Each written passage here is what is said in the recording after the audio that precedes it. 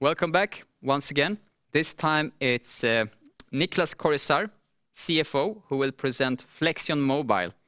A warm welcome, Niklas, and we are eager to take part of your presentation. Thanks a lot. Thanks for that. Nice to be here. Will you share the presentation? Thank you. Okay, I'm the CFO of Flexion Mobile, and I'm sitting here in London. I'm finally back in the office, sitting with colleagues and have some energy around me after some 15 months in lockdown, which has been quite a long period, quite a tough period actually. Anyway, we're back, and that's very nice. So next slide, please. So Flexion Mobile is a distribution platform for alternative Android games. And that means we're not building games, we're distributing third-party games. We're a London-based company, 58 staff, we have the strongest game portfolio and the strongest channel offering in our market. We went to First North 3 years ago. Our history is very important. We always distributed games. We were leading on the Nokia Ericsson time on try and buy games, and then we went into smartphones in 2013-14. So we are focusing on the mobile market within gaming. We're not distributing games into App Store, so we focus on Android, 85% of all devices, that's where all the growth is.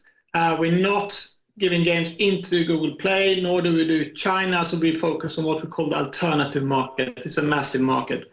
We have had very strong growth in the company, revenue growth, and because of that we also achieved now for the last financial year positive EBITDA in the company. It was a real milestone. Next one, please. So why are we here? What's the problem? Basically, all the developers in mobile are producing one game for Google and one for Apple. Everyone does the same.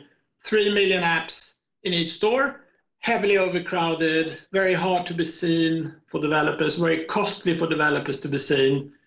So they struggle to grow as a group.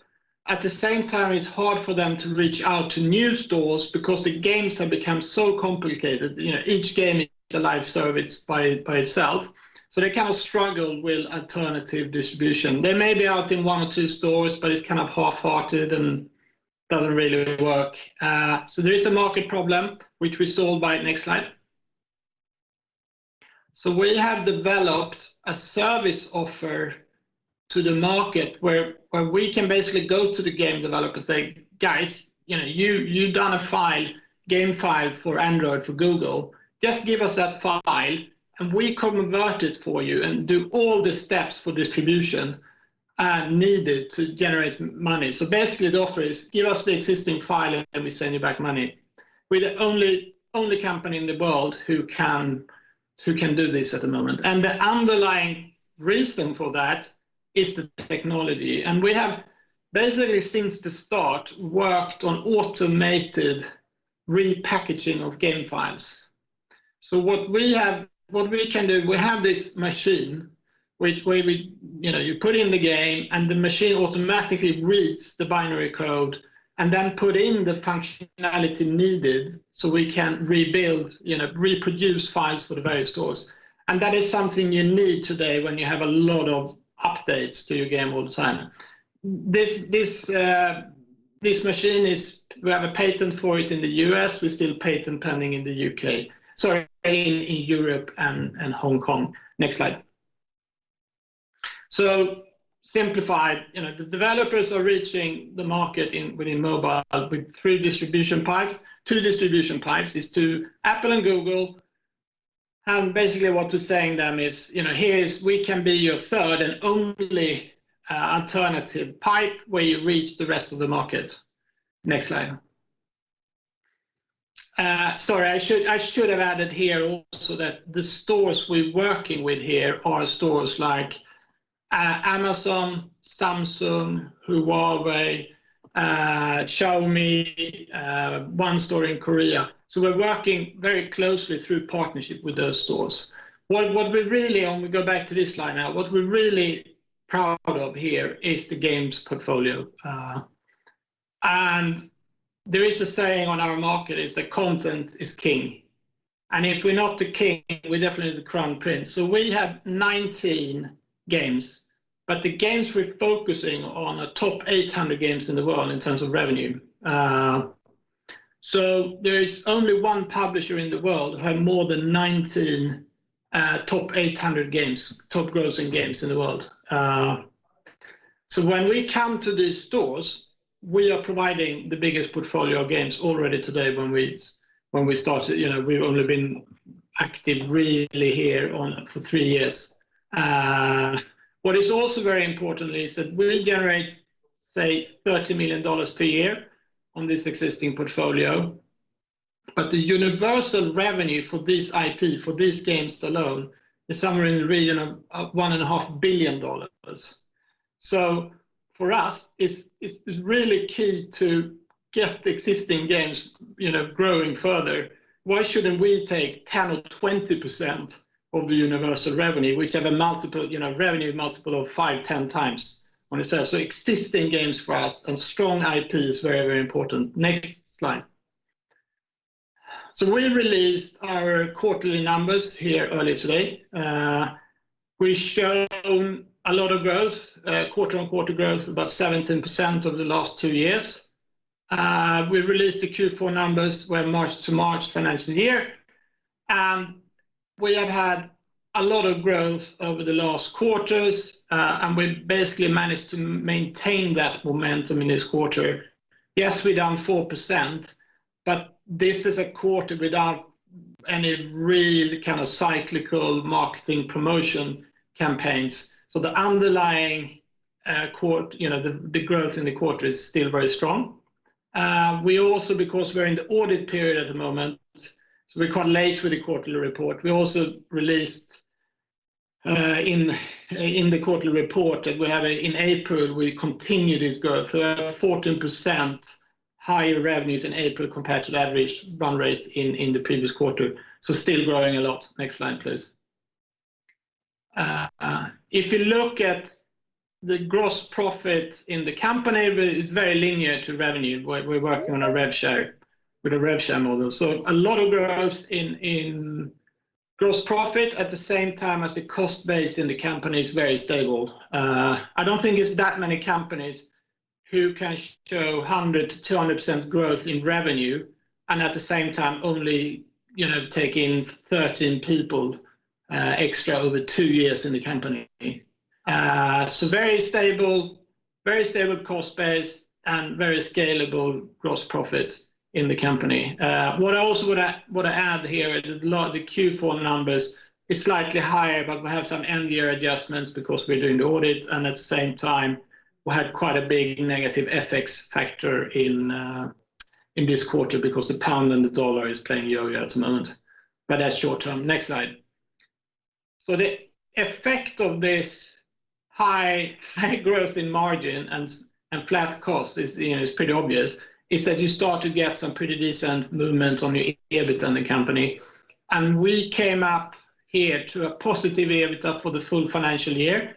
That was better than we actually expected, and a real milestone for our company. So that's very positive. Next slide. We also, because we're coming into a new financial year, we have given a bit of a guidance on where we see ourselves going. So at the moment, we have a quite narrow offer. I'm coming to that, where we focus on organic traffic. And within this strategy alone, not looking at future possibilities, we see that we're going to grow with something from 40 to 60% of revenues in the company over the next 12 months. So a lot of growth. Next slide. At the same time as the staff cost is by far our biggest cost in the company. Every year we grow by 5 to 8 people, and we're saying we're going to continue doing that going forward.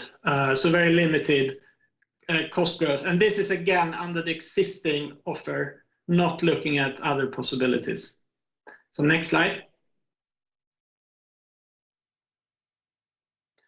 So when we look at, this is I think a very important slide to understand if you want to look further, you understand Flexion. And that is that if you look at the KPI section in our quarterly reports over the last year, you see that the key driver for us over the last year was really our top games, where we basically over 12 months tripled the average revenue for these games. So we've gone from somewhere in region $150,000 to $500,000 per month in revenue on our top IP in the company. And yes, there was a bit of early COVID effects, but we also added a channel. But what is very important here, that we work with all channels through very close partnerships, and where we together, work out new strategies how to reach these absolutely massive user bases that these stores have. So that is the key growth driver for us in the company. That is the existing games. But of course, what we want to do is to add more games to the portfolio. And here again, it's focus, as we said, going to be on top end games. Our top 3 games at the moment generates 10 times as much revenue in the average mid-sized games. So a little bit slower kind of addition maybe in terms of games, but when they come, they're going to have a much higher effect on the revenue growth in the company. We will take in small, mid-sized games also, but they're more for strategic reasons. The channel may want it. Existing developers wants us to help with the whole portfolio, to come into new relationships, etc. So we will also do a number of mid-sized games in the company. Next slide. So we kind of summarize what we are at the moment. So Flexion is a very narrow strategy at the moment. There's more games, more channels, and better distribution on existing games. That's what we focus on. That's what we're doing, and that gives you a lot of growth opportunities. It also gives a very attractive diversification, both across games and the channel side. So I think we're already seeing that the revenue side is stabilizing in the company quite a lot. But what is really important here is that, and the painful thing with a platform is that it's very hard to come up to critical mass. And I think it's fair to say that we've done that now on this platform. So we start to see a very low marginal cost, which is very attractive. But we also raised £10 million before Christmas. We have £50 million in cash and EBITDA neutral. And so we are actively now looking at widening this service offer we have by adding, there's a lot of new means of distribution in the market, all focusing on kind of paid traffic. And we see it with the influencer marketing, with the data optimizing strategies. You have in hybrid distribution, you have direct consumer, you have the whole traditional UA coming to our market. So we are looking at how we can add value to our service offering by going either do this in-house, look at these strategies in-house, do it through partners or through M&A activities. And that is the really, really exciting thing here, what we're looking at. And to say, we released in this quarterly report that we have now hired a senior user acquisition manager who's going to lead the kind of UA activities in the company. And we also hired a really experienced M&A team who do corporate development activities in the company. So with this, you can add kind of a turbo effect to an already really high growth strategy, and at the same time start looking at your margin play in the company to take that beyond. I think on this existing strategy, we say we have a soft target about 16% margin, we're at 12%, but with this you can go way beyond 16%. So that's very attractive. So just to finalize, wrap it up on the final slide. So Flexion Mobile, we have the biggest game portfolio in our market. We have the biggest distribution power on the market. There's a massive market opportunity here. We are the first mover on this market. We are building barriers of entry by being there. on the market. We're very clear and implemented strategy, and we're growing revenues a lot in the company. So it's never been better opportunity for us than now in Flexion Mobile. Thank you. Thank you very much, Niklas. Impressive indeed. So a few questions, if I may. Yeah, you mentioned on your last slide barriers of entry, and are there any? If you could elaborate on that, and also any other modes you see as your most important? I suppose your kind of decoding or recoding software actually is one of those. How long would it take for someone else to develop something similar? Are there any competitors even doing what you're trying or what you're doing? Please give us a bit more flavor on these subjects. This is really the key thing, is that we see competitors or potential competitors coming up all the time because everyone, a lot of people want to enter this space. But if you think about it, if you don't have the technology and the distribution, you can't attract any games, and that's basically where a lot of people are failing. They have something, but they can't attract the games.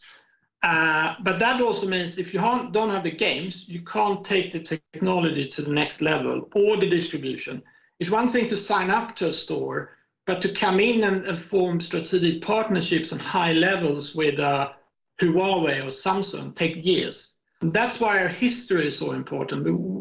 We already, when we came into smartphone, had a relationship with stores and the big IP holders at that point in time. So you need to start very slowly. Technology itself, yeah, you can have some kind of early version of it, but before you run thousands and thousands of games through them and games updates to them, you're not going to have a watertight, technology. And we're talking here about the world, market-leading IP, and then never going to let you try to build your technology. So it is really difficult for other people to enter, and that's why we are learning. Yes, I recall a meeting with Flexion some 3 years ago when you had difficulties to attracting the kind of biggest, most popular games. You didn't have really the resources or a distribution to prove, and then you ended up in the right spot. And I guess that has been a journey that took you several years, and that's what anyone else would have to go through to catch up. I think a few years ago we were running traffic games, games with a lot of users to test our platform, but we didn't by purpose take in any revenue games, proper high games, because we were not ready. If you have a problem here on your technology, you may have $1 million of wrong, of fraudulent sales on this on this game. So this is the Formula One, what we're doing. So what we've done is to build it up slowly, and 3 years ago going for it properly, and now we're taking on the really big hitters because it works. Is there anything that is kind of a potential worry in your mind in terms of competition? We see them come. We see this player. They come up, but they all struggle to get the IP at the moment. So not really, no. My biggest worry, I don't have enough time to do everything I'm supposed to do because it's so much happening. But that's a more private worry, I would say. And just briefly on acquisitions, then, what type of companies would you target? So what we see in this market is that it's fragmenting out now to a lot of new ways to think how to acquire users or acquire traffic, and it's quite a fragmented market with small companies dotted around the world who's all making good money, but they're quite small and they struggle to work with the big developers because they're not big enough to cover the whole need.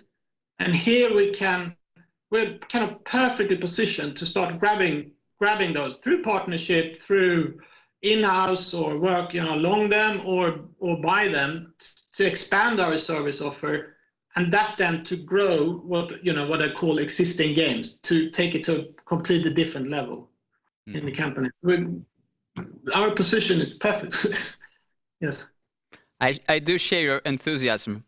So thank you once again, Niklas, for a very impressive presentation, and best of luck on your continuous journey. Thanks a lot.